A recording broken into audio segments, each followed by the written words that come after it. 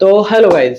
जैसे कि आपका बिट सेट का फर्स्ट अटेम्प्ट हो चुका है और आपको मार्क्स दिख ही गए होंगे कि आपकी प्रिपरेशन किस लेवल पे है, किस लेवल पे नहीं है। कुछ स्टूडेंट होंगे प्रिपरेशन करके पेपर दे के आए होंगे, कुछ होंगे बिना प्रिपरेशन दिए होंगे, कुछ होंगे एंजाइटी वगैरह में अपना पेपर खराब करके आए होंगे। उसी के लिए आज आपके लिए मैं लेके आया हूँ मेरे ही बैची जिनका नाम है जपजीत। वो बताएंगे कि उनकी क्या जर्नी रही थी। तो हेलो गाइस, मेरा नाम जगजीत सिंह है एंड मैं करंटली मेरी जो ब्रांच है वो है MSc economics with computer science, जो कि एक डुअल डिग्री कोर्स है। तो मैं अपनी चलो जर्नी के बारे में बताता हूँ। तो मेरे फर्स्ट अटेम्प्ट में करीबन 230 220 मार्क्स है, 220 230 के बीच में मार्क्स है, मेरे को एक्जैक्टली याद नहीं है, बट 225 समझो समझो। फिर मेरे सेकेंड अटेम्प्ट में मार्क्स बढ़ गए थे 280 पे, which was a 50 to 60 marks का जंप। तो ये मैंने कैसे किया? हाँ, अब उसमें ये रहता है कि इस टाइम पे बहुत ज्यादा बच्चे की पहला अटेम्प्ट दे के आ गए। तो अब कुछ बच्चे ऐसे हैं कि 150 आ गए, उससे भी कम मार्क भी आ जाते हैं कि बच्चों का बहुत ज्यादा खराब हो जाता है। तो अब उस टाइम पे बच्चे से मतलब डिप्रेशन या इस टाइप पे है कि हमारा कुछ नहीं बचा या इतना जंप नहीं हो पाएगा। तो क्या तू क्या मानता है कि ये पॉसिबल है कि इतना जंप की 150 से भी कि यहाँ पे बिट्स पिलाने में कोई किसी भी ब्रांच के लिए आ सकता है क्या? एक चीज मैं बताना चाहता हूँ कि आपके अभी 150 मार्क आए हैं समझो, एंड अभी टोटल पेपर होता है अराउंड तकरीबन 390 मार्क का। आप 250 तक आराम से पहुंच सकते हैं। ये काफी आसान है। आपको सिर्फ दो चीजों का ध्यान रखना है, स्पीड एंड एक्यूरेसी। स्पीड की हम बात बाद में करेंगे, पहले हम एक्यूरेसी पे फोकस करते हैं। एक्यूरेसी आती है कि आपका सिलेबस कितना अच्छे से हुआ है। और ये जेई मेंस और आपको जेई एडवांस के इतने डेप्थ में नहीं जाना है। आपको बिट सेट थोड़ा फॉर्मूला बेस्ड, आपको सब चीजों के बारे में पता होना चाहिए। आपको ना इंटीग्रेशन एकदम डेरिवेशन तो करना नहीं आपको। तो आपका फोकस है कि आप पूरे सिलेबस का गो थ्रू करो, सारे फॉर्मूलाज लिखो खुद से नोटबुक पे, और एंड हर छोटे छोटे कॉन्सेप्ट्स पे ध्यान दो। केमिस्ट्री हो गया अपना, फिजिक्स में उसके लॉज हो गए, कोई फॉर्मूला हो गया, तो फोकस होना चाहिए फॉर्मूला बेस्ड।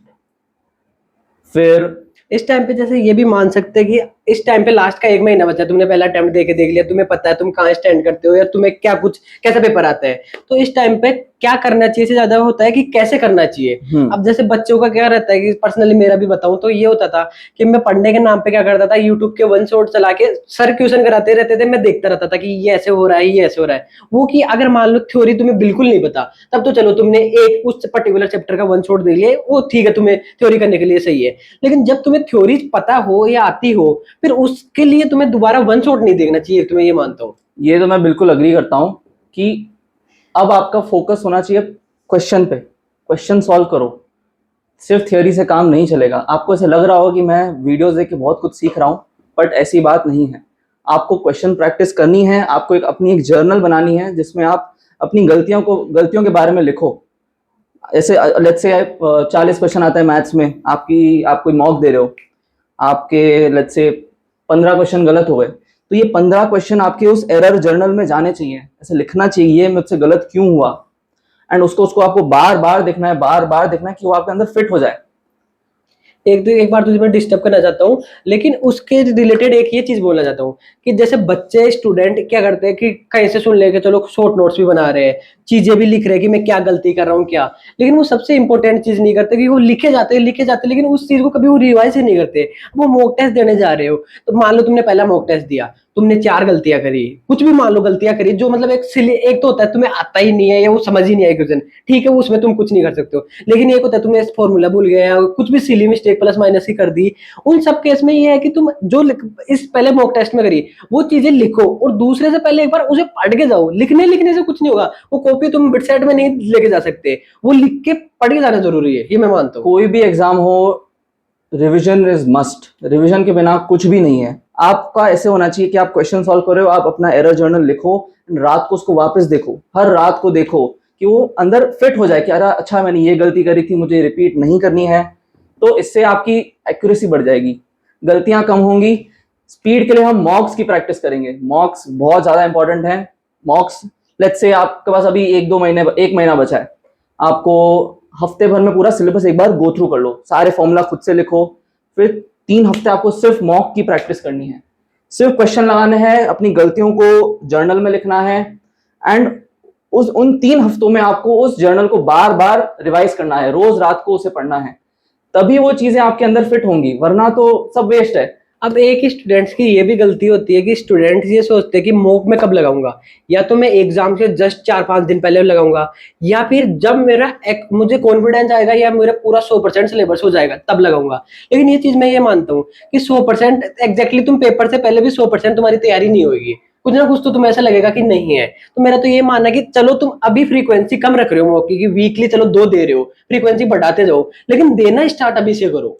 सही बात है। कॉन्फिडेंस तो आपको लास्ट डे एग्जाम देने के पहले भी नहीं आएगा, सच बता दूं। एक दिन पहले भी आप हाँ, अरे यार मेरे को तो कुछ आता नहीं है, सारी चीजें भूल रहा सारी हूँ, चीजें भूल क्या रहा क्या हूँ। पढ़ूं। कॉन्फिडेंस तो देखो 100% कभी भी नहीं आएगा।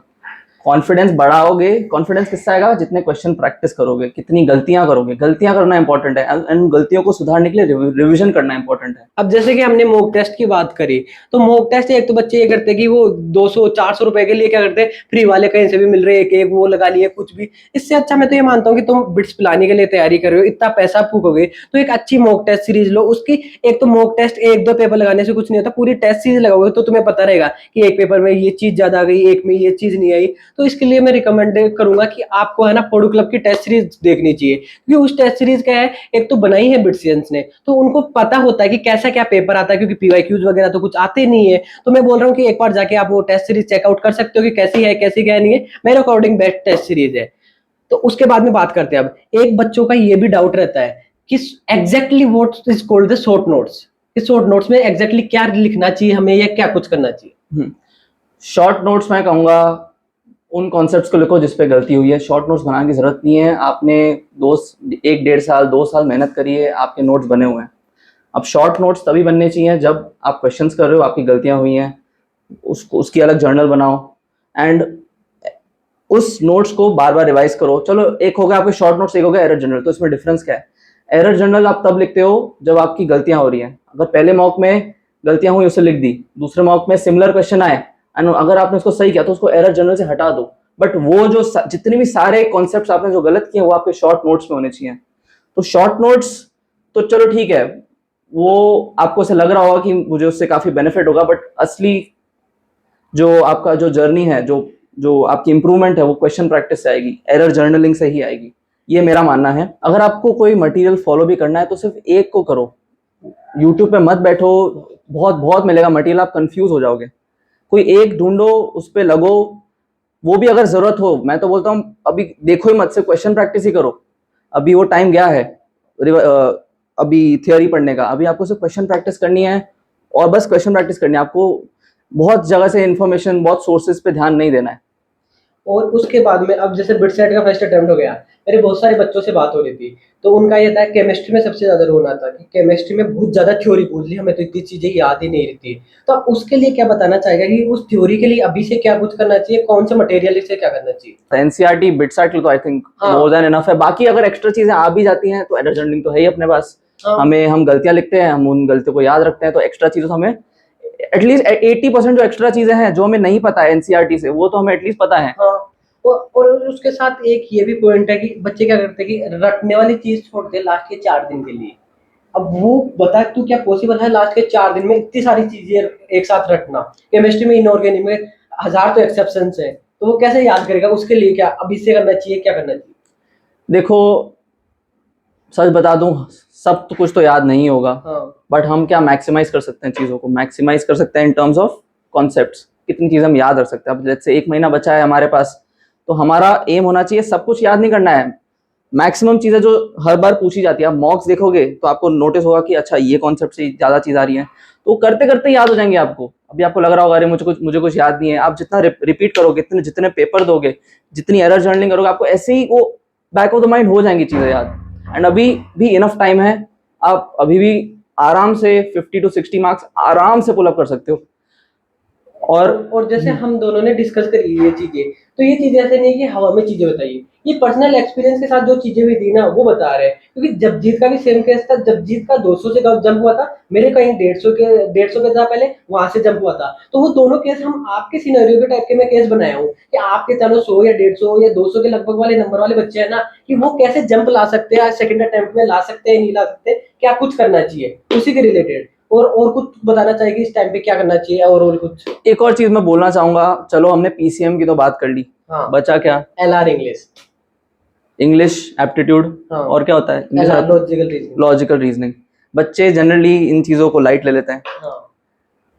थोड़ा सा क्वेश्चन इन पे भी ध्यान देना, इनकी भी एरर जर्नलिंग करना, क्योंकि आपने नोटिस कर लिया होगा कि इतना भी स्ट्रेट फॉरवर्ड तो नहीं होता है। आप जितने क्वेश्चन है, जैसे एप्टीट्यूड में पैटर्न्स नोटिस करो, कैसे पैटर्न्स आ रहे हैं उनको लिखो, अच्छा डिफरेंस करके पैटर्न निकल रहा है, एआर का पैटर्न निकल रहा है, ज्योमेट्रिक का पैटर्न निकल रहा है। तो इंग्लिश पे भी ध्यान रखना, क्योंकि हमारी जैसे इंग्लिश बड़ी टूटी फूटी होती है एंड हम पीसीएम में बड़े कॉन्फिडेंट होते हैं, पर इंग्लिश एप्टीट्यूड और लॉजिकल रीजनिंग रह जाती है। तो मैं चाहूँगा कि तुम इन 3 सब्जेक्ट्स को लाइट मत लेना। इन सारे सब्जेक्ट्स पे तुम्हारा ओवरऑल ध्यान होना चाहिए, सबकी एरर जर्नलिंग होनी चाहिए, एंड तो ही फोड़ पाओगे पेपर को, सच बता रहा हूँ।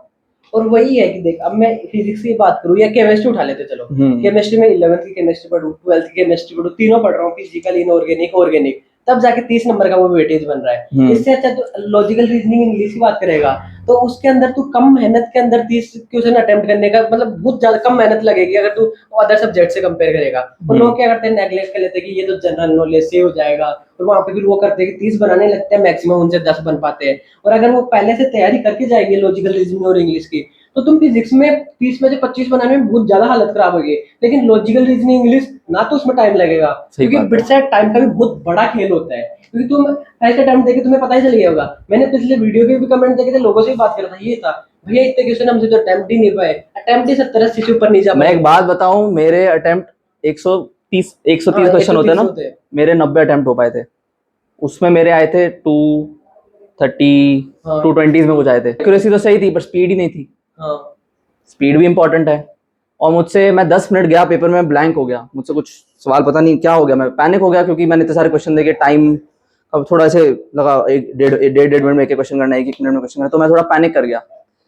तो फिर जब मैंने प्रैक्टिस करी, मैंने एप्टीट्यूड अपना, मुझसे तो एप्टीट्यूड के सवाल भी नहीं हो रहे थे, बात वो है, इसलिए मैं आपको एडवाइस कर रहा हूँ कि आप इन पे भी ध्यान दो। मुझसे तो वो भी क्वेश्चन नहीं हो रहे थे।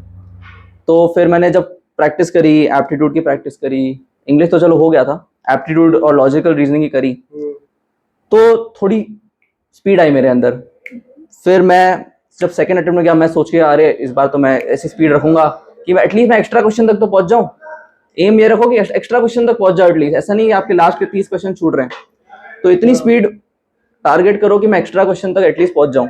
पहुंच जाओ, चाहे करो ना करो वो तुम्हारी है कि लास्ट में 100 भी अगर तुम ट्रिपल डिजिट पे तो ट्राई करो, क्योंकि इतनी एक्यूरेसी तुम्हारी कितनी 100% तो किसी माइकल लाल की नहीं आएगी। सही बात ट्राई कर लो, तो तुम ट्राई करो कि 100 के लगभग क्वेश्चन पहुंचोगे ना, तो तुम्हारा वही 200-250 के लगभग पार हो पाएगा। नहीं, बहुत मुश्किल है। अब एक्सेप्शन जरूर होते हैं कि पूरे में से पूरे भी आते हैं, वो भाई हर कोई बंदा नहीं होता। वो तुम्हारा एवरेज बच्चे की तरफ से देखो ना कि तुम्हारा क्या स्टैंड रहता है, क्या नहीं रहता है। एवरेज बच्चे की भी तरह अगर तुम आराम से 250 प्लस तो आराम से पहुंच सकते हो। अगर तुम्हें इन डेप्थ नॉलेज भी नहीं चाहिए, आपको बस गो थ्रू करना है सिलेबस को ऊपर से एंड क्वेश्चन लगाना है बस। और ये कोई बड़ी बात भी नहीं है कि जैसे जेई एडवांस में होता है कि तुम्हें बहुत ज्यादा सोचना पड़ता है, वहां पे बहुत ज्यादा डीप नॉलेज चाहिए। भाई इसमें इतना ज्यादा नहीं है। इसमें ये है कि तुम बेसिक सब कुछ करके जाओ, तुम्हें चीजें याद करो, रैपिडली रोज रिवाइज करो, तुम वहां पे जाके देखोगे, तुम्हें ऊपर से बनाने लगोगे ना, तो भी 250 नंबर तुम आराम से बटोर लोगे।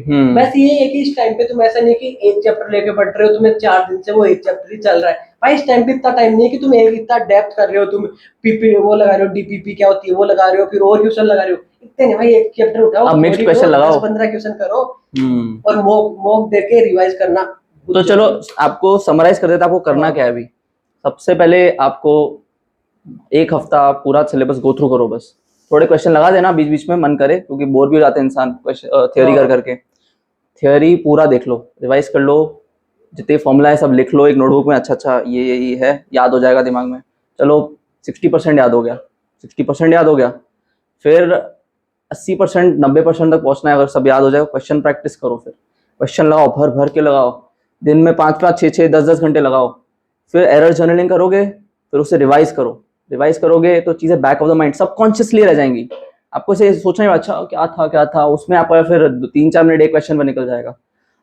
जितनी क्वेश्चन प्रैक्टिस करोगे, back of the mind formula रहेगा, कॉन्सेप्ट रहेगा। तो बस यही है, स्पीड और एक्यूरेसी थियोरी रिवाइज करो, स्पीड भर के क्वेश्चन प्रैक्टिस करो। और यही है कि लोग क्या सोचते हैं, हर चीज के पीछे 100% के पीछे भागते हैं कि कोई भी चैप्टर उठाए उसका 100% करो। भाई तुम्हें 100% ना करना है उस चीज का, और ना तुम्हें चाहिए भाई। तुम्हारा टारगेट है 250 से 300 तक पहुंचना, तुम्हें 390 में से 390 लाके वही सीएस मिलेगी उसको भी, और 330 वाले को भी वही मिलेगी, अगर कुछ कट ऑफ में ज्यादा गड़बड़ नहीं हो तो। एक्सपेक्टेड कट ऑफ तो वही रहती है 330 के लगभग। तो वही है कि तुमको ज्यादा मत करो, तुम बस ये कि जो बताया है उतना करो, सीधा सीधा, कुछ ज्यादा बड़ी बात नहीं है। आज की वीडियो में ज्यादा लंबा नहीं खींचूंगा, आज की वीडियो यही पे एंड करता हूँ। अगर आपको और भी कुछ भी डाउट हो ना कि कैसे क्या करना है, लास्ट कुछ भी पैनिक हो रहे हो, कुछ भी कट ऑफ से कुछ भी डाउट हो ना, कमेंट्स कर देना। अगर तुम्हें इन्हीं भैया के साथ कुछ भी वीडियो चाहिए वो भी कमेंट्स कर देना, मैं दूसरी वीडियो ले आऊंगा। ये वीडियो यहीं पे खत्म करता हूँ, बाय बाय।